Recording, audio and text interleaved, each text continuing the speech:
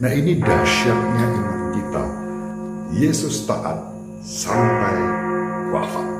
Demi keselamatanku, demi keselamatanmu, demi keselamatan semua orang tanpa diskriminasi. Percayalah.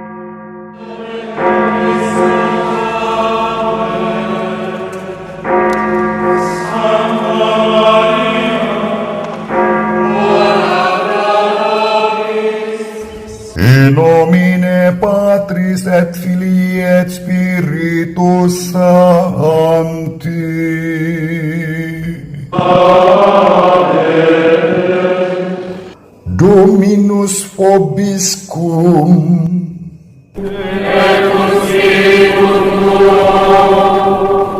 Sahabat peradaban kasih yang terkasih, selamat berjumpa dalam renungan harian bersama saya, Romo Alois Budi Purnomo PR. Selamat berhari Minggu. Hari ini hari Minggu Prapaskah yang kelima. Artinya apa?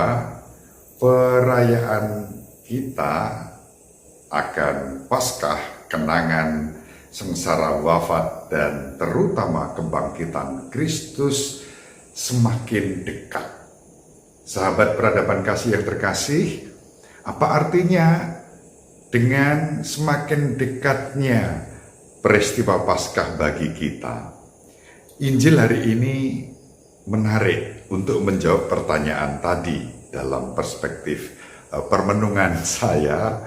Begini, hari ini Injil yang kita baca adalah Injil Yohanes bab 12 ayat 20 sampai 33. Dan di situ Yesus menunjukkan alasan mengapa Yesus harus mati dengan segala cara yang ditanggungnya. Segala cara di sini artinya apa? Penyalipan, kesengsaraan, penderitaan, kesendirian yang dialaminya pada waktu Yesus disalibkan, kematiannya, dan pemakamannya. Tetapi yang lebih penting adalah pada hari ketiga Yesus bangkit. Nah, Yesus memberikan alasan. Alasan itu digambarkan oleh Yesus dengan bahasa petani. Jika biji gandum tidak mati, ia tetap tinggal satu biji saja. Tetapi jika biji gandum itu mati, ia akan tumbuh, kemudian menghasilkan buah. Buah yang menjadi berkat untuk kehidupan. Nah, kematian Yesus kita lihat seperti yang disabdakan Yesus hari ini dalam perspektif itu. Yesus memang harus mati supaya apa? Supaya seperti laksana biji gandum yang mati lalu bertumbuh menghasilkan buah berlimpah untuk memberi kesejahteraan, keselamatan dan kehidupan banyak orang terjadi. Tetapi prasyaratnya adalah kematian. Kematian yang dialami oleh Yesus adalah puncak dari solidaritasnya Yesus kepada kita manusia.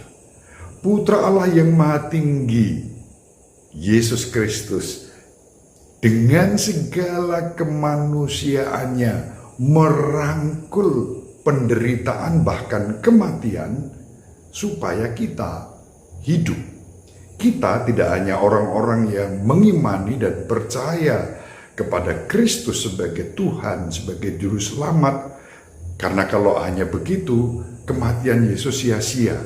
Tetapi kematian Yesus untuk kita semua, saya katakan kita semua, apapun agama dan kepercayaan kita, entah itu orang berkehendak baik, bahkan yang tidak berkehendak baik, ditebus oleh Kristus supaya memperoleh keselamatan. Nah, ini dahsyatnya iman kita, sahabat peradaban kasih yang terkasih. Iman pada Yesus yang laksana biji gandum yang jatuh ke tanah dan mati, supaya tumbuh dan menghasilkan buah berlimpah. Demikianlah kematian Kristus untuk kita. Dan Yesus dalam versi Injil Yohanes saat mengatakan Barang siapa ingin menyelamatkan nyawanya, ia akan kehilangan. Tapi barang siapa rela kehilangan nyawanya, maka dia akan memperolehnya. Itu tidak diterapkan untuk orang lain, tetapi untuk Yesus sendiri, dihayatinya. Ketika Yesus menyerahkan nyawanya sebagai tebusan bagi kita. Sahabat peradaban kasih yang terkasih, Yesus tahu bagaimana konsekuensi kesetiaannya kepada Bapa dalam mewartakan Injil sukacita keselamatan. Konsekuensi itu adalah kematian. Bukan hanya penolakan para pemimpin Yahudi, imam-imam kepala, orang-orang Farisi, dan ahli-ahli Taurat, kecuali Nikodemus. Kita ingat kisah Nikodemus yang malam-malam datang mencari Yesus. Bahkan Nikodemus membela Yesus di hadapan koleganya. Dan nanti pada saat Yesus wafat, siapa yang ikut menurunkan dan kemudian menaburkan minyak wangi dan rempah-rempah pada jenazah Yesus? Nikodemus. Pemimpin Yahudi, Nikodemuslah yang melakukan itu. Maka tidak mustahil bahwa kematian Yesus memang untuk semua, bahkan untuk orang-orang yang memusuhi dia. Ingat, nanti pada hari Jumat Agung kita akan merenungkan kisah sengsara Yesus. Yesus yang mendoakan orang-orang yang menyalibkan dengan berseru, "Bapa, ampunilah mereka sebab mereka tidak tahu apa yang mereka lakukan." Bukan kebencian, bukan dendam, tetapi kerelaan cinta untuk menyelamatkan. Dan hari ini kita membaca Yesus terharu.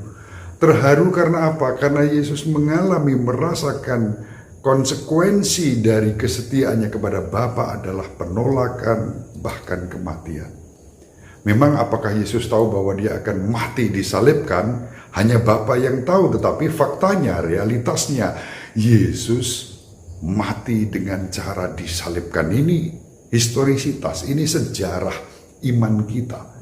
Dan dengan sejarah itu, maka sahabat peradaban kasih yang terkasih, kita diajak untuk semakin percaya pada Yesus. Yesus yang tahu segala konsekuensinya itu, dikatakan dalam Injil hari ini, Yesus dalam doanya kepada Bapa, "Bapa, apakah aku harus menghindari ini?" Yesus menjawab, "Tidak." Karena apa? Yesus taat sampai wafat dalam kematian di kayu salib. Dan ketaatan Yesus yang seperti itu yang dicontohkan kepada kita pada hari ini. Pada Minggu Prapaskah yang kelima, kita diajak untuk semakin siap memeluk salib kita, penderitaan kita, bahkan mungkin dalam arti tertentu kematian kita karena kita mengikuti Yesus. Apakah sahabat peradaban kasih siap untuk melakukannya? Ayo kita berani menjawab sama seperti Yesus. "Bapa, terjadilah padaku menurut kehendak-Mu. Bapa, ke dalam tangan-Mu kuserahkan nyawaku." Dan begitulah sahabat peradaban kasih yang terkasih, Yesus menunjukkan kesetiaan sampai akhir. Memang tidak mudah, Yesus sendiri mengalami dalam proses pergumulannya saat Yesus disalibkan. Kita membaca bagaimana dari kayu salib Yesus berteriak, "Eli, Eli, lama sabachthani." Saat ketika Yesus mengalami desolasi, Yesus merasa terpisah dari Allah, merasa ditinggalkan oleh Allah Bapanya yang dicintai dengan taat dan setia. Hingga Yesus berseru, "Allahku, Allahku, mengapa engkau meninggalkan aku?" Tetapi itu bukan ending, itu bagian dari proses.